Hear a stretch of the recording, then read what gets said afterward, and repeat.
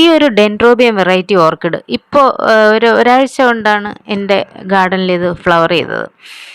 ഒരു 8-10 ഫ്ലവേഴ്സ് അതിലുണ്ട് ആ സ്പൈക്കിൽ. പിന്നെ ഇതുപോലുള്ളൊരു സിമിലർ വെറൈറ്റി ഞാൻ ഇതിനു മുമ്പേ ഞാനൊരു ഷോട്ട് ചെയ്തിട്ടുണ്ട്. പക്ഷേ ആ ഡെൻഡ്രോബിയും ഇതുമായിട്ട് കുറച്ച് ഡിഫറൻസ് ഉണ്ട്.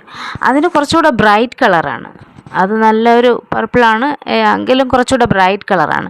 ഇത് രണ്ടിനും തമ്മിൽ വ്യത്യാസമുണ്ട്, കളറിന് വ്യത്യാസമുണ്ട്. പിന്നെ അതിൻ്റെ അറേഞ്ച്മെൻറ്റിനും ചെറുതായിട്ട് വ്യത്യാസമുള്ളതായിട്ട് എനിക്ക് തോന്നിയിട്ടുണ്ട്. അതിൻ്റെ ഓരോ ഫ്ലവറിൻ്റെ മിനി സ്റ്റോക്കുകളുണ്ടല്ലോ, ഇതിന് വൈറ്റാണ്.